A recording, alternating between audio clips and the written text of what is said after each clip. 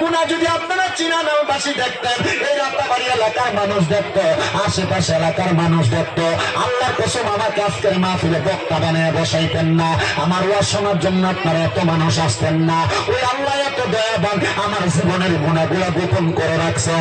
এমন ভাবে এখানে যারা মুরব্বীরা আছেন, আপনারা একটা বার চিন্তা করেন, আপনি মুরব্বীর গুনাহ যদি আপনার সন্তান দেখতো, আপনারা বাপ দিলে পরিচয় দিত না। ও সন্তানের দল, এ যুবকের দলেরা, তোমরা লুকিয়ে লুকিয়ে গোপনে গোপনে সোশ্যাল মিডিয়ার মাধ্যমে যত গুনাহ করেছ, তোমার গুনাহ যদি তোমার মা বাবা দেখতো, তুমি সন্তানকে সন্তান বলে পরিচয় দিত না। আমার চিনানাল এলাকার পর্দার অন্তরালে আম্মুজিরা গো, ও মা বোনেরা, আপনাদের গুনাহ যদি আপনাদের স্বামীরা দেখতো, আপনাদেরকে ঘরের মধ্যে স্ত্রী বানায় রাখতো না। আপনারা সবাই বলেন, ওই গুনাহগুলো গোপন রাখছেন তিনি কে? ওই গুনাহগুলো ক্ষমা করতে পারেন একজন, তিনি কে?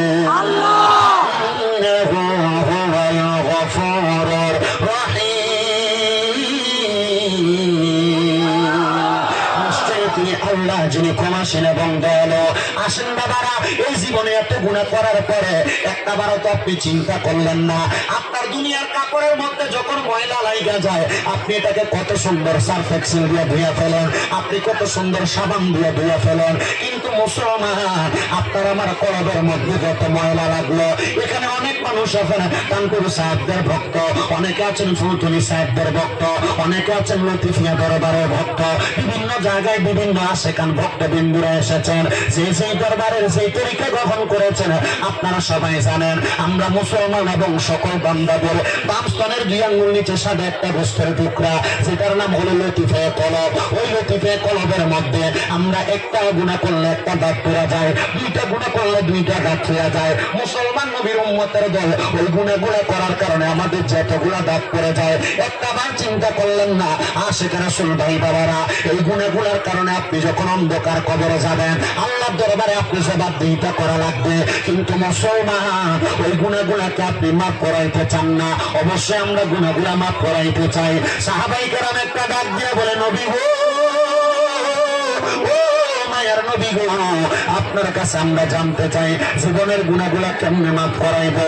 আমার নূরের নবী রাহমাতুল লিল আলামিন নবী বলেন, লিকুল্লি শাইইন সিকালা, প্রত্যেকটা বস্তুকে পরিষ্কার করার একটা যন্ত্র আছে।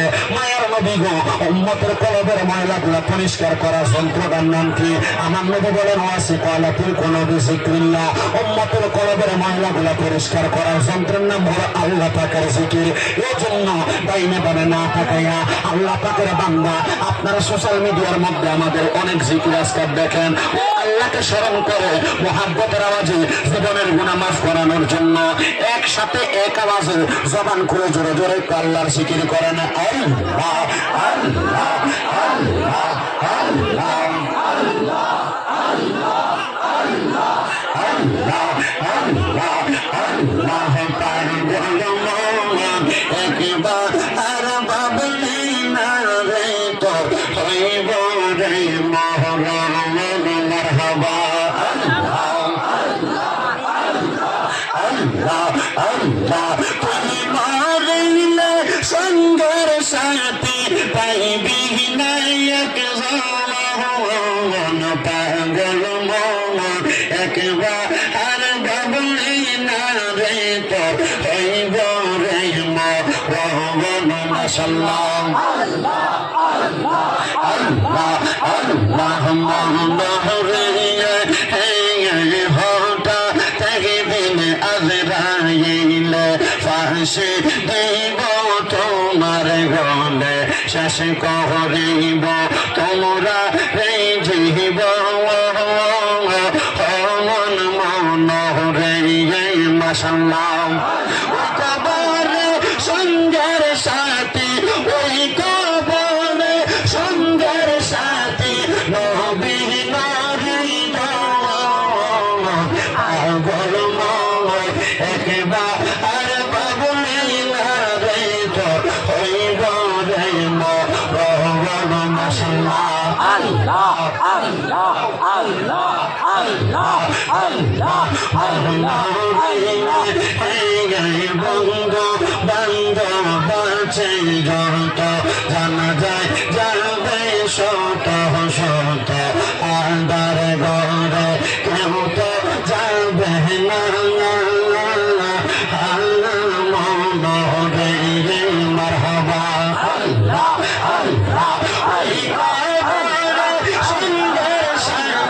নবী আইবি গান পাগল মন একবার আর ভাবলি না রে হইব রে মরণ মাশাআল্লাহ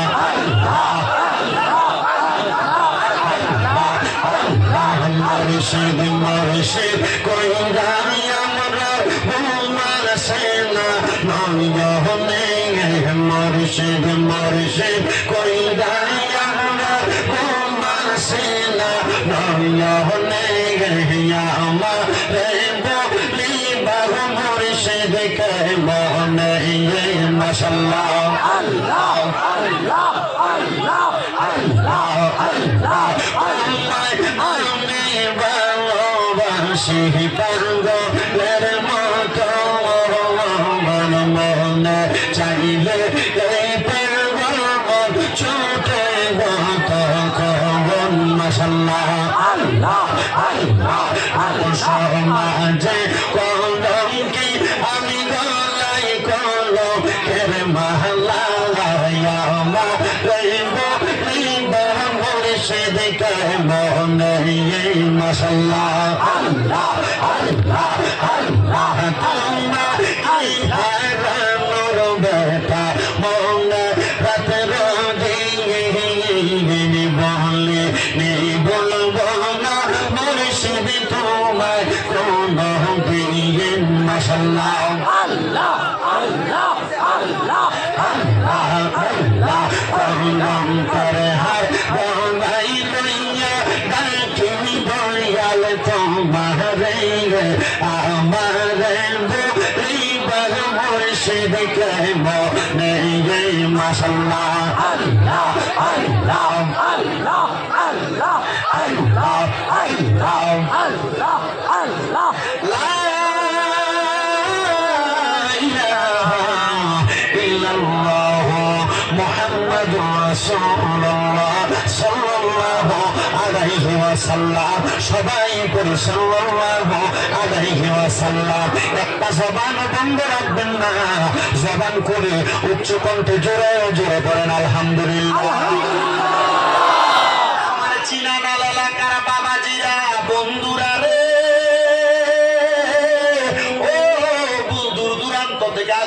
মুসলমান ভাই বাবাজিরা এবার আমি আপনাদের কাছে আমার আলোচনার ধারাবাহিকতা রক্ষা করতেছি আল্লাহ পাক রব্বুল আলামিন পবিত্র কালামে হাকিম কোরআন শরীফের মধ্যে বললেন ইয়া আইয়ুহাল্লাযীনা আমানু ওহে যারা ঈমান এনেছো হে ঈমানদারের দলেরা ইত্তাকুল্লাহ তোমরা আল্লাহকে ভয় করো ওয়াল তানজুর নাফসুম মা কদ্দামাত লিগাদ এবং তোমরা তাকায় দেখো তোমাদের পূর্ববর্তীদের প্রতি যাদেরকে আগে প্রেরণ করা হয়েছে ইত্তাকুল্লাহ তোমরা আল্লাহকে ভয় করো ইন্নাল্লাহা খাবীরুম বিমা তা'মালুন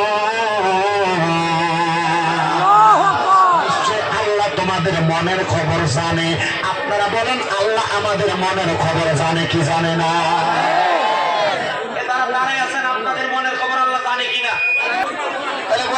এখানে এসেছি কাকে খুশি করার জন্য আল্লাহ মুসলমান সর্বাবস্থায় কাকে খুশি করতে চায় আল্লাহ ওই আল্লাহর খুশি আমরা সবাই চাই কি চাই না আল্লাহকে খুশি করার জন্য একবার ডান হাত তুলে বলি আল্লাহু আকবার আল্লাহু আকবার আওয়াজে বলি আল্লাহু আকবার আল্লাহু আকবার আমরা বলি ইয়া রাসূলুল্লাহ ইয়া রাসূলুল্লাহ বলি ইয়া ওলি আল্লাহ ইয়া ওলি আল্লাহ আল্লাহ এই কোরআনুল কারীম ইমানদারকে বলেন কাকে ভয় করার জন্য আল্লাহ বলেন কাকে ভয় করার জন্য আল্লাহ আল্লাহকে যারা ভয় করো গতকালকে রাত্রেবেলা তোমরা যারা এই হ্যাপি ফার্স্ট নাইটের উসিলায় এই রাত্রেবেলাতে তোমরা গান বাজনা করলে তোমরা কি আল্লাহকে ভয় করছো জি না করছি না যারা করছে তারা কি আল্লাহকে ভয় করছে তাহলে কোন মুসলমানের সন্তানকে 31st নাইটের ভিতরে গান বাজনা ফানুস উড়ানো বাজি ফুটানো এগুলা কি কোনো মুসলমান করতে পারে করতে পারে একটা মুসলমানের দায়িত্ব হলো ইসলাম ধর্মকে মানব সমাজের মাঝে সুন্দরভাবে প্রেজেন্টেশন করা কেন কারণ আল্লাহর পক্ষ থেকে রাসূল এমন ভাবে ইসলাম ধর্ম নিয়ে এসেছেন হুয়াল্লাযী আরসালা রাসূলাহু বিল হুদা ওয়া দীনিল হক লিইয়ুযহিরাহু আলা দ্বীনি কুল্লিহি ওয়ালাউ কারিহাল মুশরিকুন এই দুনিয়ার জমিনের ভিতরে রাসূল ইসলাম ধর্ম নিয়ে এসেছেন সত্যবাদী ধর্ম নিয়ে এসেছেন ওই ধর্মকে দুনিয়ার অনেক মানুষ বিরোধী দিতে চাইছেন আল্লাহ তাদেরকে মুশরিক বলেছেন বেঈমান বলেছেন এখন আপনারা কি মুশরিক বেঈমানের দলে যাব নাকি মুমিনের দলে যাব? মুমিনের দলে থাকার জন্য গান বাজনা বন্ধ করার দরকার আছে না নাই? মুসলমান যারা গান বাজনা করতে পারে, বলেন না করতে পারে, আল্লাহ আমাদেরকে এই দিক থেকে বাঁচিয়ে রাখুক, জোরে বলেন আমিন। এবার আমার বাবাজিরা, বন্ধুরা, গভীর মনোযোগ নিয়ে আলোচনা শ্রবণ করবেন। আল্লাহ পাক রব্বুল আলামিনের একজন বান্দা, যার বাড়ি হইল মিশরের জমিনে, নাম তার হইল তাসাউর। আরো জোরে বলেন নামটা কি?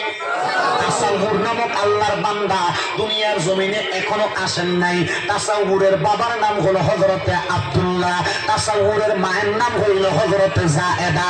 তাসাউরে এখনো যখন মায়ের গর্ভের মধ্যে আসে নাই, তাসাউরের মা জননী তাসাউরের আব্বার কাছে ডাক দিয়ে বলে, এ তাসাউরের আব্বা জান, এ আমার কলিজার টুকরা স্বামী, আমার তো দুনিয়াতে একটা সন্তান নাই, আপনি কি আমার আল্লাহর কাছে বলবেন না আল্লাহ যেন আমার গর্ভের মধ্যে একটা সন্তান দান করে?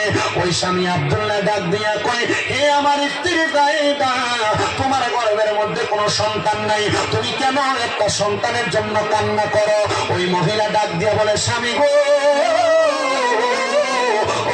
আমার প্রাণের স্বামী, একটা সন্তান যদি আমার গর্ভের মধ্যে থাকতো, ওই সন্তান যদি দুনিয়াতে আসতো, আল্লাহর নবী রাহমাতুল লিল আলামিন নবী হাদিস শরীফের মধ্যে বলেছেন, কোন মা ইন্তেকাল করার পরে, কোন বাবা ইন্তেকাল করার পরে, কোন সন্তান যদি তার মা বাবার জানাজার নামাজ পড়ায়, জানাজার নামাজটা পড়ানোর কারণে আমার আল্লাহ পাক রব্বুল আলামিন ওই বান্দাটা চার তাকবীরের সহিত জানাজার নামাজ শেষ করার সালাম ফিরানোর আগে ওই মা বাবার জীবনের গুনাহ মাফ করে দেয়। জবান খুলে জোরে জোরে বলে না সুবহানাল্লাহ।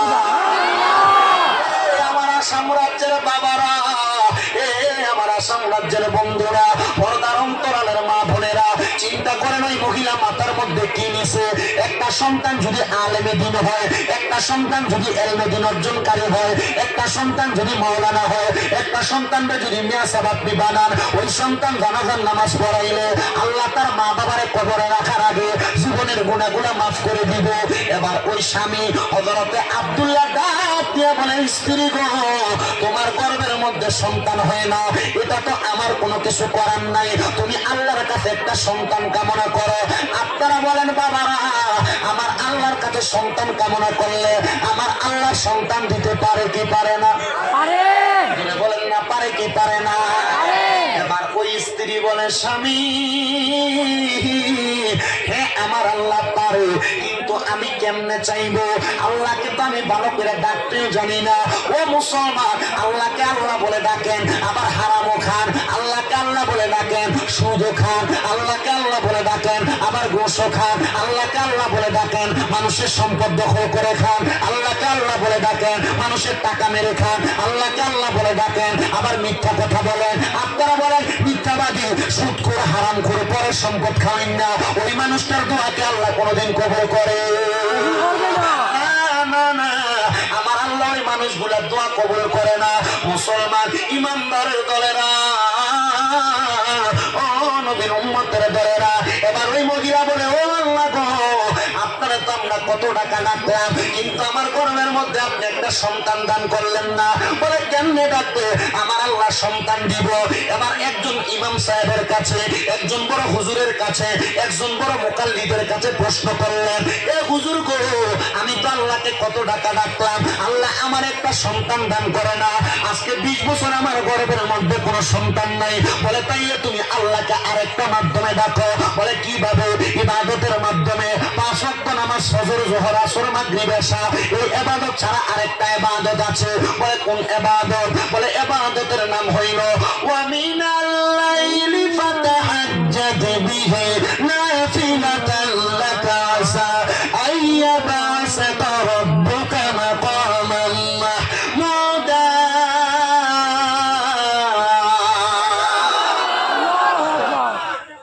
বলেন ঘোষণা কার? আল্লাহ। বলেন বলেন কার? আল্লাহ। আল্লাহ নবীজিকে বলছেন, আপনি রাতের কিছু অংশে তাহাজ্জুদের নামাজ পড়ুন, এটা আপনার জন্য খাস করা হয়েছে। কেন? যদি আপনি তাহাজ্জুদের নামাজ পড়েন, অতি সত্বর আপনাকে মাকামে মাহমুদ দেওয়া হবে। এটা আস্তে সুবহানাল্লাহ বললেন। অধিক পরিমাণ তাফসীরের মধ্যে, তাফসীরে নূরুল ইরফান, খাজাইনুল ইরফান, ওইটার ভিতরে সুন্দর করে এটার ভঙ্গানুবাদের পরে লিখে দিচ্ছেন এই আয়াত যখন নবীদের উপরে নাযিল হয়েছে, নবীজি চোখের মোবারকের পানি ছেড়ে দিয়েছেন আর কান্না করে বলছেন, আল্লাহ এই আয়াত আমার উপর নাযিল করে বলছেন আমি যদি তাহাজ্জুদ করি আমাকে মাকামে মাহমুদ দিবেন। ও আল্লাহ, আমার উম্মত যদি তাহাজ্জুদের নামাজ পড়ে আপনি আমার উম্মতকে কি দিবেন? নবীজি বলছেন, আল্লাহ আমি নবীকে হাদিসে কুদসির মাধ্যমে জানিয়ে দিয়েছে আমার কোন উম্মত যদি হারাম না খায়, পরে সম্পদ না খায়, তাহাজ্জুদ নামাজ পড়ে আল্লাহর কাছে যেই দোয়া করবে আল্লাহ ওই দোয়া কবুল করবে। সুবহানাল্লাহ। বলেন না সুবহানাল্লাহ। এখন অনেকেই কইতে পারবেন যে বলে হুজুর আমরা তো 5 ওয়াক্ত নামাজই পড়ি না, তাহাজ্জুদ পড়ব কোন সময়? বাবা, এই তাহাজ্জুদ নামাজটা কত বড় ইবাদত। এই তাহাজ্জুদ নামাজ পড়লে আল্লাহ বান্দার দোয়া কত তাড়াতাড়ি কবুল করে এটা একজন আলেমকে জিজ্ঞাসা করবেন, সরাসরি বলে দিবে কিভাবে আল্লাহ কবুল করেছেন। মনোযোগের সাথে শোনেন। তবে তাহাজ্জুদ নামাজ পড়তে হয় ফজরের নামাজের পূর্ব মুহূর্তে, যখন একবারে দুনিয়ার সব মানুষ ঘুমায় ওই মানুষটা একজনকে তালাশ করে। জোরে বলে আল্লাহকে নীরবে নীরবে গোপনে গোপনে তালাশ করলে ওই আল্লাহ বান্দার মনের আশা পূরণ করতে পারে কি পারে? কথা বলেন না, পারে কি পারে না? বলেন পারে কি পারে না? ওই মহিলা ওই হুজুরের কথা শুনে গভীর রাত্রবেলা আল্লাহর দরবারে কান্না করে, আল্লাহ গো, ও আল্লাহ গো, আমি তাহাজ্জুদের নামাজ পড়ে আপনার কাছে কান্না করি, আপনি আমাকে একটা নেককার সন্তান দান করেন। একদিন, 2 দিন, 3 দিন যাইতে যাইতে যখন 1 মাস 2 মাস অতিবাহিত হয়ে যায়, ওই মহিলার গর্ভে একজন সন্তান আগমন করেছে। ওই মহিলা জাহেদা নামক মহিলা তার স্বামী আব্দুল্লাহকে বলতেছে, হে আমার স্বামী, আমার গর্ভের মধ্যে যে সন্তান আগমন করেছে আমি সন্তানটাকে একটা তালেবুল ইলম বানাইতে চাই, একজন আলেম বানাইতে চাই। হে স্ত্রী, কেন তুমি আলেম বানাইবা? বলে, স্বামী আমার ইন্তেকালের পরে, আমার মারা যাওয়ার পরে আমার শেষ বিদায়টা আমার সন্তান আমার জানাজার নামাজের মাধ্যমে দিবে। এই মহিলা এবার 10 মাস 10 দিন পরে তার সন্তান দুনিয়াতে জন্মগ্রহণ করেছে। জন্মগ্রহণ করার পরে ওই মহিলার সন্তানটা 1 দিন 2 দিন করে 3 বছর বয়স হয়ে গেছে। মহিলাটার স্বামী যখন ইন্তেকাল করলেন, মহিলাটা কান্না করতেছেন আর আল্লাহর কাছে বলেন, আল্লাহ গো, আমার স্বামীটা ইন্তেকাল করেছে কিন্তু আমার সন্তানের বয়স মাত্র 3 থেকে 3.5 বছর। আমার সন্তান তো আমার স্বামী জানাজা পড়াইতে পারে নাই। আমার স্বামীটা জান্নাতে গেছে না জাহান্নামে গেছে, আমি মা জননী দুনিয়াতে জানি না। এবার 1 দিন 2 দিন 3 দিন করে সন্তানের বয়স যখন মাত্র 6-7 বছরে হইল, ওই সন্তানটাকে আল্লাহর কোরআন মুখস্থ করানো হইল, মানে পবিত্র কোরআনের হাফেজ হয়ে গেছে। ওই সন্তান কোরআনের হাফেজ হইয়া তার মা জননীর কাছে এসে ডাক দিয়ে বলে, ও মা, মা গো, আমি তো আল্লাহর কোরআন মুখস্থ করেছি। আমি আল্লাহর কোরআন মুখস্থ করার সাথে সাথে আমার অনেক সহকারীরা, আমার বন্ধুরা আল্লাহর কোরআন পড়েছে। তারা কোরআন মুখস্থ করার পরে মাদ্রাসার মধ্যে তাদের মাথায় একটা দস্তারবন্দি পাগড়ি দেওয়া হয়েছে। তারা তাদের মাথার পাগড়িটা খুলে তাদের বাবার মাথার মধ্যে পরিয়ে দিয়েছে। মা গো, মা, ও মা গো, আমার আব্বা জান ইন্তেকাল করেছে, আমি আমার পাগড়িটা কার মাথার মধ্যে পরাইয়া দিব? ওই মাতা সন্তানকে বুকের মধ্যে জড়াইয়া জড়াইয়া কান্না করে আর ডাক দিয়া কই, এ কলিজার টুকরা সন্তান, এ সন্তান তুমি কান্না করো কেন?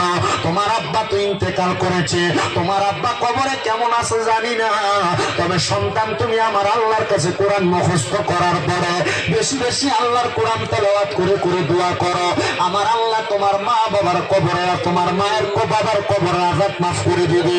ওই সন্তান আল্লাহর কোরআন তেলাওয়াত করে করে কবরের সামনে দাঁড়ায়া দাঁড়ায়া কোরআন শরীফের প্রথম থেকে শেষ পর্যন্ত 3 দিন সময় লাগে কোরআন তেলাওয়াত করেছে আর মুনাজাতের মধ্যে আল্লাহর কাছে কান্না করে।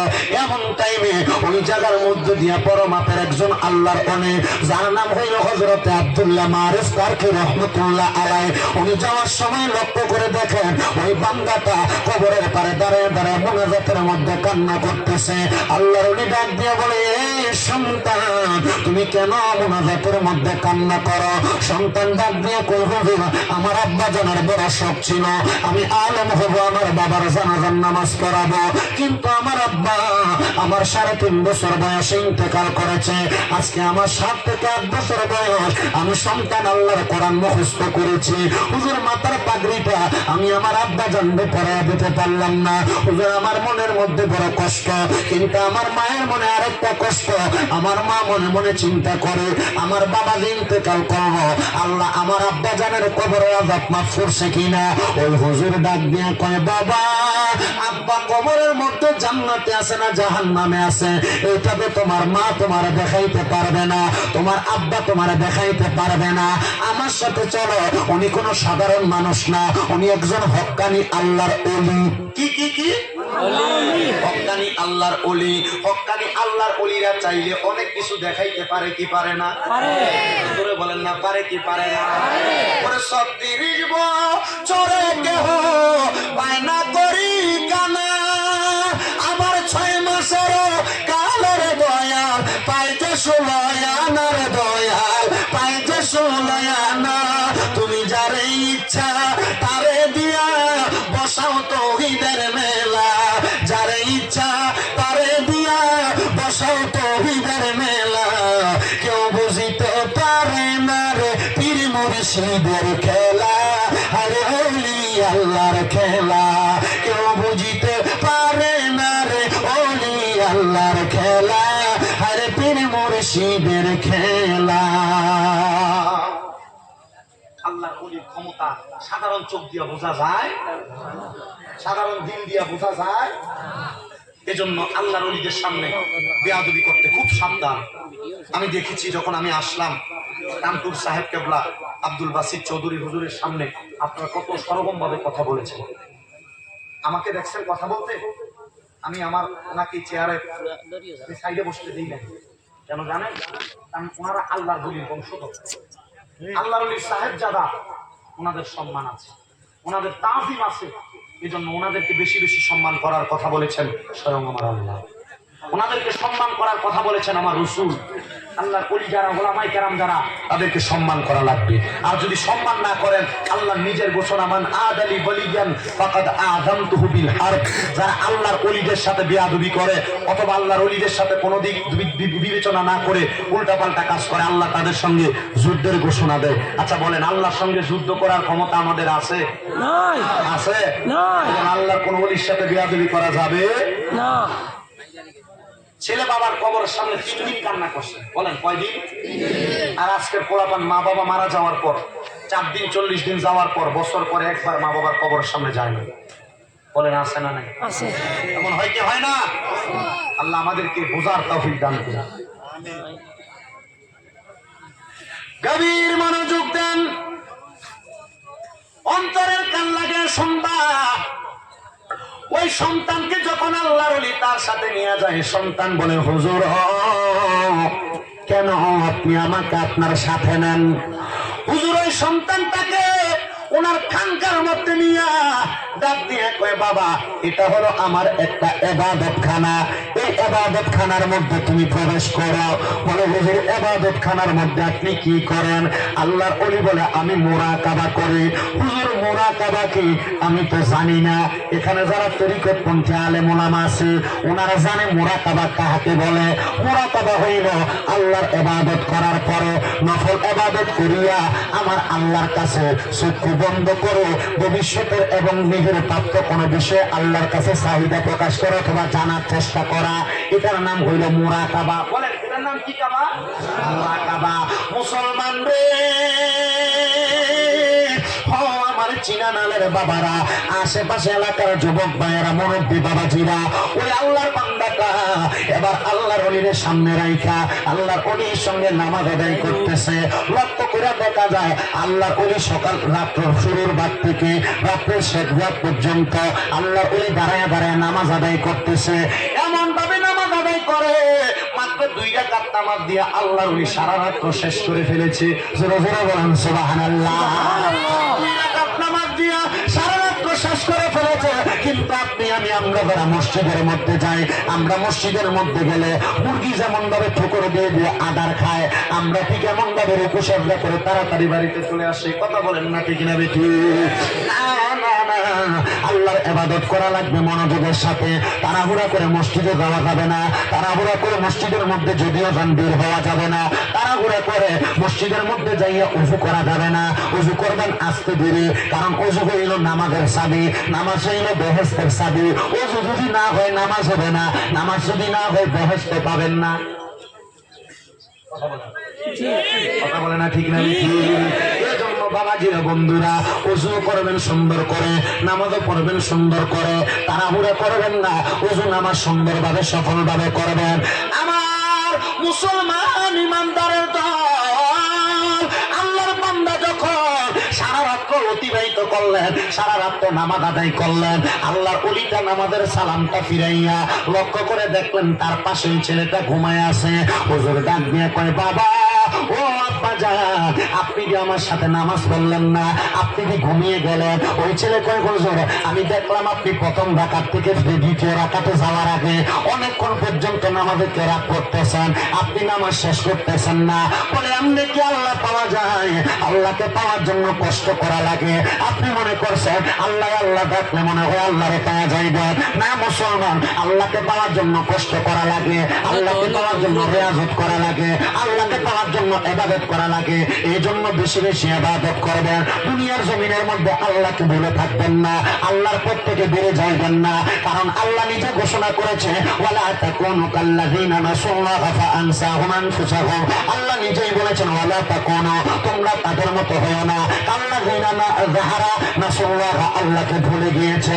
এবার আপনারা বলেন, আমরা সবাই আল্লাহকে ভুলে থাকতে চাই না আল্লাহকে মনে রাখতে চাই?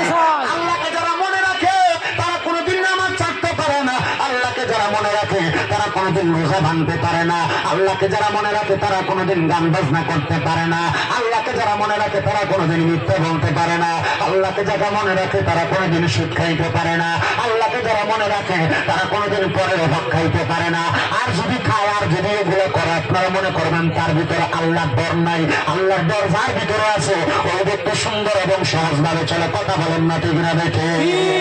আল্লাহর বান্দা করে, যুবক ছোট বাচ্চা, মনে রাখো আমি আল্লাহর ইবাদত করি, আমি দুনিয়ার কোনো সাধারণ কাজ করি না।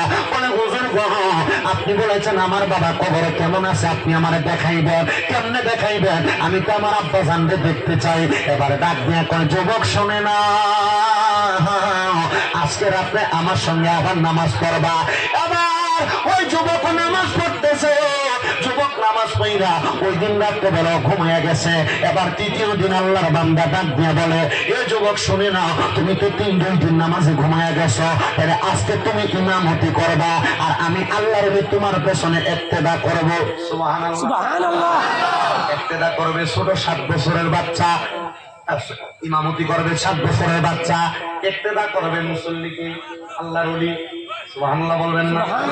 এই আল্লাহর ওলি ডাক দিয়ে কই, শুনো তুমি নামাজ পড়াও।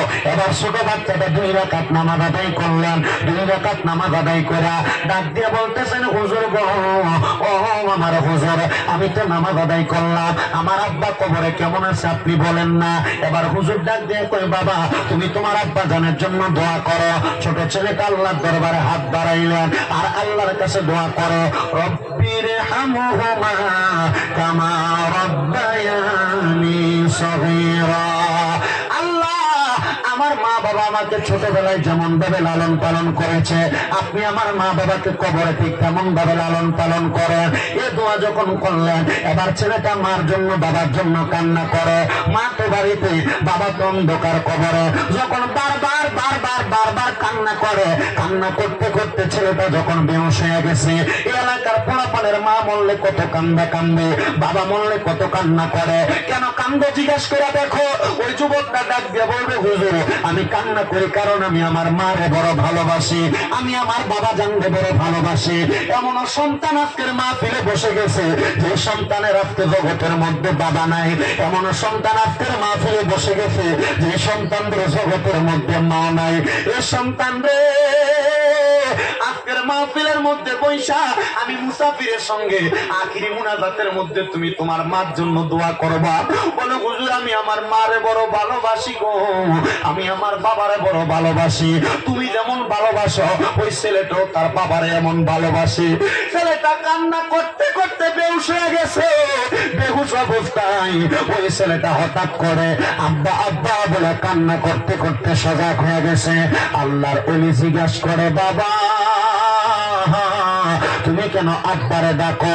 বলে হুজুর আমি আব্বার জন্য দোয়া করতে করতে যখন আমি বেহুশ হয়ে গেলাম, আমি দেখতে পাইলাম সাদা রঙের পোশাক পরা কেউ জানি আমার সামনে আসছে আর আমার মাথাটার মধ্যে হাত বুলিয়ে দিতেছে। আমি জিজ্ঞাসা করলাম কে আপনি? উনি ওনার মাথায় কাপড়টা উঠে ডাক দিয়া কয়, সন্তান রে তুমি যে বাবার জন্য কান্দো আমি হইলাম সেই বাবা। ও বাবা আপনি না মারা গিয়েছেন? বলে হ্যাঁ আমার আব্বা জান মারা গিয়েছে। আমার বাবা আমাকে ঘুমের ঘরে স্বপ্নে বলেছেন আমার আব্বা জান বড় শান্তিতে আছে। আমি জিজ্ঞাসা করলাম বাবা আপনি কেমনে এত শান্তিতে আছেন? আমার বাবা আমাকে উত্তর প্রদান করেছে, ও সন্তান তোমার মতো একজন হুফাজে কোরআন, তোমার মতো একজন কোরআন মুখস্থকারী বান্দা, আমি আব্বার জন্য দোয়া করার কারণে আমার আল্লাহ আমি বাবার কবরের আযাব মাফ করে দিছে। জবানে খুলে বলেন আল্লাহু আকবার। বাবা বিদেশে থাকলে কত রকম মোবাইলে হোয়াটসঅ্যাপে কল করে খবর নাও। এ সন্তান বাবা যদি তোমার এলাকা থেকে দূরে কোথাও থাকে ইমো কলের মাধ্যমে খবর নাও। কিন্তু যারা আব্বা নাই তারা জিজ্ঞাসা করো রে যুবক, বলে তোমার যে বাবা নাই তোমার কি তোমার বাবার কথা মনে পড়ে না? সন্তান চোখের পানিগুলা ছাইরা দিয়া কানবে আর বলবে আমার বাবা এমন একটা ঘরে ঘুমায়া গেছে রে, আমার আব্বার সঙ্গে কথা বলবো কেমনে? বাবা কবরে কেমন আছে আমি সেই খবরও জানি না। বাবা তুমি কেমন আছো ছোট মাটির ঘরে, তোমার কথা হৃদয় মাঝে পড়ছে বারে বারে। বাবা তুমি কেমন আছো ছোট মাটির ঘরে, তোমার কথা হৃদয় মাঝে পড়ছে বারে বারে। বাবা গো বাবা, বাবা গো বাবা, ওরে দরজাটা খুলতে সে যাই ধোকা, বাবা বুঝি বলছে এলে নাকি খোকা। বুকের ভিতরটা লড়ে চড়ে ওঠে সবাই আছে শুধু বাবা নেই, শুধু বাবা নেই। এই যুবকের দল, এই মুরব্বী বাবাজিরা আজকে বুঝি বাবারে হারাইয়া মাহফিলের মধ্যে বসেছো। বাবার কথা কি তোমার বারবার মনে হয়? হ্যাঁ মনে হওয়ার কথা, কারণ যে বাবা চিয়া লুঙ্গি পরে সময় কাটাইছে, তুমি সন্তানকে দামি লুঙ্গি কিনা দিতে, দামি জামা কাপড় কিনা দিছে। বাবারে যদি প্রশ্ন করতা বাবা আপনি দি নতুন জামা কাপড় পরেন না, বাবা উত্তর দিত এখন আমার নতুন জামা কাপড় পরার বয়স না। বাবার অভাবের কথা বলতো না, বাবার কাছে যে টাকা নাই ওই কথাটা বাবা খুলে বলতো না। সন্তানের দল, ওই বাবা আজকে অন্ধকার কবরে, তোমার কাছে হাজার হাজার লক্ষ লক্ষ টাকা, কিন্তু বাবারে 500 টাকা দিয়ে কিনে একটা লুঙ্গি কিনা পরাইতে পারো না, কারণ তোমার আব্বা জান অন্ধকার কবরে শুয়া রইছে।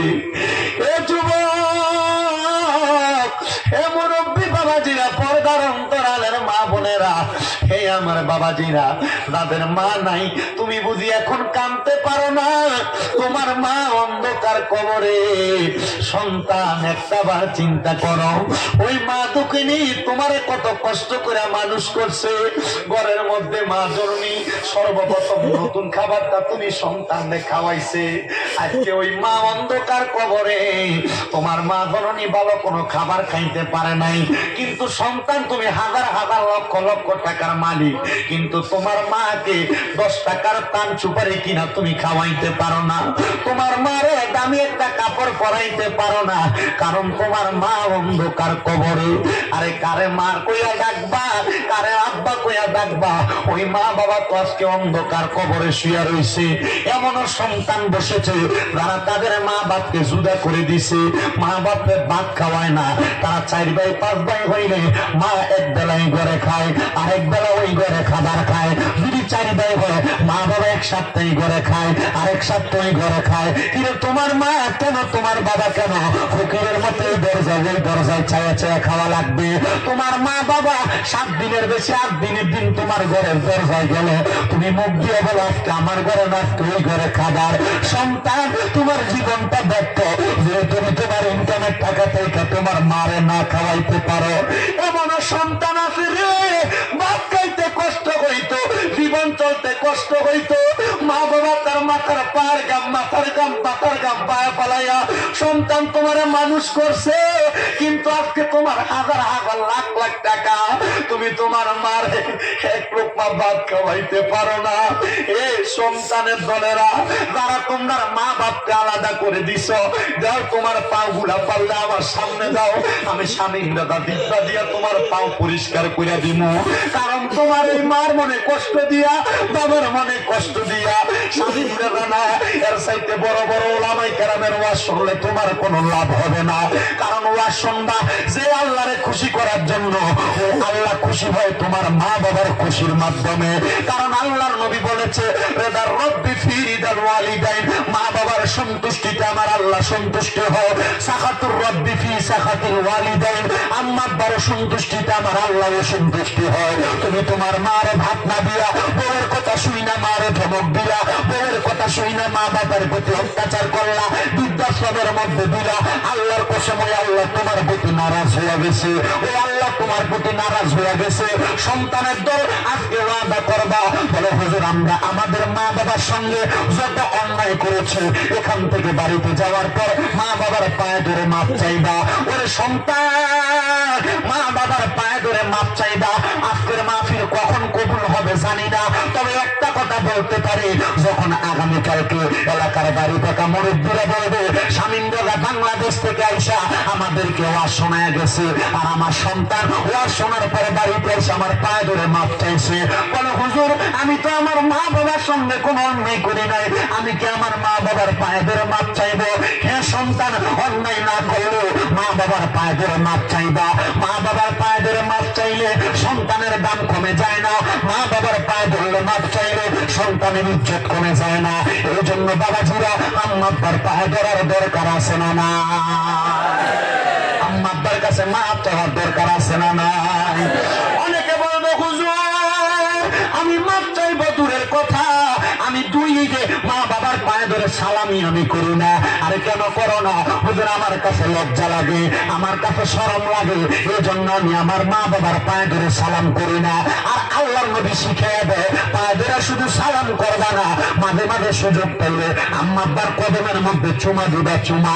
আমার এলেম কালাম নাই, আমি সবচাইতে বড় মূর্খ, কিন্তু আমি সেই দিন থেকে আমার মা বাবার পায়ে চুমা দিছি, আমার আল্লাহ আমার সম্মান বাড়িয়ে দিছে। দেশ বিদেশে মাহফিলে নিয়ে যায়, আল্লাহ আমার সম্মান বাড়িয়ে দিছে। এই সন্তান কেন তুমি তোমার মার পায়ে চুমা দিবা, কেন তুমি তোমার বাবার পায়ে চুমা দিবা? শুনে নাও, আল্লাহ নবীর প্রখ্যাত একজন সাহাবী নবীজি রাহমাতুল লিল আলামিন নবী মক্কা থেকে মদিনাতে হিজরত করে আসার পরে নবীজিকে বলেছে ইয়া রাসূলুল্লাহ আপনি যদি মদিনা থেকে মক্কায় যাবেন আপনার সাথে বানাই আমার মক্কায় নিয়ে যাবে। নবী আমার জিজ্ঞাসা করে সাহাবী কেন তুমি মক্কায় যাইবা? নবীজি আমি খবর পাইলাম মক্কা শরীফের চৌকাঠটার মধ্যে নাকি স্বর্ণ দিয়া মোড়ানো হয়েছে, আমি ওই মক্কার চৌকাঠে চুম্বন করার জন্য যাব। আমার নবী বলে কবুল করলাম। পরের দিন ওই সাহাবী আর মদিনাতে আসে নাই, দ্বিতীয় দিনও মদিনাতে আসে নাই, তৃতীয় দিন ওই সাহাবী মদিনাতে আসে নাই। আমার নবীজি চতুর্থ দিনের দিন রওনা করলেন মদিনা থেকে মক্কার উদ্দেশ্যে। আর ওই সাহাবী আমার নবীর সামনে যেয়ে দাঁড়াইছে, ইয়া রাসূলুল্লাহ, ইয়া হাবিবাল্লাহ, আপনার সঙ্গে আমার ওয়াদা ছিল আপনি যেদিন মক্কায় যাবেন আমার আপনার সাথে বানিয়ে নিয়ে যাইবেন। আমার নবী রাহমাতুল লিল আলামিন নবীজি ডাক দিয়ে কয় সাহাবী আমি খবর পাইলাম বাড়িতে তোমার মা জননী অসুস্থ, তুমি তোমার মায়ের খেদমত করতেছো। ইয়া রাসূলুল্লাহ, মক্কার চাইতে তো আমার মায়ের দাম বেশি না, মদিনার চাইতে মক্কার চাইতে তো আমার মায়ের সম্মান বেশি না। আমার নবী কয় কয়লা না, অবশ্যই তোমার মায়ের দাম বেশি। ও মুসলমান, মক্কা যাওয়ার চাইতে মায়ের দাম কেন বেশি বললো? কারণ মায়ের মনে কষ্ট দিয়া মক্কায় গেলে তোমার হজ কবুল হবে না। এই জন্য আশিক বলে বাবাকে তোমরা কাবা জানিও, মদিনা জানিও, মাকে যদি গো তারা বেঁচে থাকে। বাবাকে তোমরা কাবা জানিও, মদিনা জানিও, মাকে যদি গো তারা বেঁচে থাকে। নবী বলে আমি সেবি নাই, সেবিতে পারি নাই, সেবিও আমার উম্মত, সেবিও আমার উম্মত। বাবার মুখেতে মায়ের মুখেতে যেতে দেয় খানা, রাজি থাকে রাব্বানা। নবীজি বলেন আমি করি নাই, করিতে পারি নাই, আমি করি নাই, করিতে পারি নাই পিতা মাতার খেদমত, করিও আমার উম্মত। ওই সাহাবী বলে নবী গো, নবী গো, নবী গো, আপনি আমারে কেন নেন না? বলে তোমার মা অসুস্থ। নবীজি আমি তো মক্কায় যাইয়া মক্কার চৌকাঠের মধ্যে চুম্বন করব। আমার নবী কয় মক্কার চৌকাঠে কেন চুম্বন করবা? বলে নবীজি মক্কারে সম্মান করলে জান্নাতে যাওয়া যাবে। আমার নবী বলেছে তোমার মা কি এখনো বেঁচে আছে? হ্যাঁ ইয়া রাসূলুল্লাহ, আমার মা বেঁচে আছে। বাড়ির মধ্যে যাইয়া মা জননীর কদমের মধ্যে চুম্বন করবা, মা জননীর পায়ের মধ্যে চুম্বন করবা। ওই মায়ের পায়ের মধ্যে চুম্বন করলে আল্লাহ জান্নাতের চৌকাঠে চুম্বন করার সওয়াব পাইবা। এই সন্তানের দলেরা, নবীর উম্মতের দলেরা, এই জন্য আপনারা বলেন আল্লাহর খুশি করার জন্য মা বাবার কদমে ধরা, কদমে চুম্বন করার দরকার আছে না? না, মা বাবার কাছে মাপ চাইবেন তো চাইবেন, ওই মা বাবার মনে কোনোদিন কষ্ট দিবেন না, মা বাবার মনে কোনোদিন আঘাত দিবেন না। 5 ওয়াক্ত নামাজ পড়লে আল্লাহর কাছে এটা কবুল হবে না, কারণ মা বাবা কষ্ট পায় না, স্বয়ং আল্লাহ কষ্ট পায়। এই জন্য একজন আশিক বলে তোমরা কোনদিনও মায়ের মনেতে কষ্ট দিও না, তোমরা কোনদিনও মায়ের মনেতে কষ্ট দিও না। হায়রে মায়ের মনে কষ্ট দিলে খোদা তো পাবি না, বলেন মায়ের মনে কষ্ট দিলে খোদা তো পাবি না, বলেন মায়ের মনে কষ্ট দিলে খোদা তো পাবি না। তোমরা কোনদিনও মায়ের মনেতে কষ্ট দিও না। কত পাপী আছে যে মাকে কষ্ট দেয়, মায়ের মনে কষ্ট দিয়ে অভিশাপ নেয়। হায়রে মায়ের মনে কষ্ট দিলে কষ্ট পায় রাব্বানা, বলেন মায়ের মনে কষ্ট দিলে কষ্ট পায় রাব্বানা, বলেন মায়ের মনে কষ্ট দিলে কষ্ট পায় রাব্বানা। তোমরা কোনদিনও মায়ের মনেতে কষ্ট দিও না, তোমরা কোনদিনও মায়ের মনেতে কষ্ট দিও কত পাপি আছে যে শাশুড়িতে মাকে ভুলে যায়, মায়ের বাড়ি ছেড়ে দিয়ে শ্বশুর বাড়ি যায়, মাকে রাখে কষ্টের মাঝে, আরে মাকে রাখে কষ্টের মাঝে, খেয়াল তো করে না তোমরা কোনদিন, মায়ের মনেতে কষ্ট দিও না তোমরা কোনদিন, মায়ের মনেতে কষ্ট দিও না। এ আমার যুবক আসাম চিনানালের বাবারা, আশেপাশে এলাকা এবং দূর দূরান্তের বাবাজিরা, তাহলে আপনারা বলেন আল্লাহর খুশির জন্য মা বাবার খুশি অর্জন করার দরকার আছে কিনা? আছে। তাহলে আগামীকালকে এলাকার মা বাবারা যখন দোকানে বলবে হ্যাঁ আমার সন্তান আমার পায়ে ধরে মাপ চাইছে, তখন মাহফিল সফল। যখন এলাকার মা বোনেরা একজন আরেকজনকে বলবে হ্যাঁ আমার সন্তান আমার পায়ে ধরে মাপ চাইছে, মাহফিল সফল। অনেকে চিন্তা করতেছে হুজুর আমি তো আমার মা বাবার সাথে অন্যায় করি নাই, আমিও কি মা বাবার কাছে মাপ চাইবো? হ্যাঁ এটা আদব।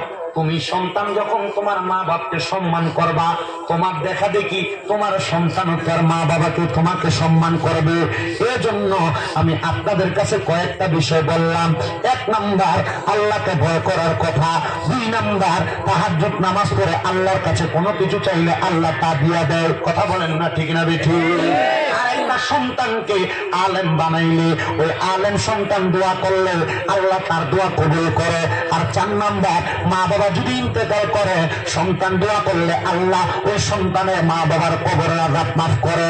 আল্লাহ যেন রাহমাতুল লিল আলামিন নবীর উসিলায় আমাদের যাদের মা বাবা কবরে আম্মা আব্বার কবরে জান্নাতের বাগান বানায়, আর যাদের মা বাবা বেঁচে আছে হায়াতের মধ্যে বরকত দান করে, যাদের মা বাবা বেঁচে আছে আল্লাহ যেন খেদমত করার তৌফিক দান করে। দোয়া করার আগে আমরা সবাই রাহমাতুল লিল আলামিন নবীর সালাম দিব। আসলেন নবী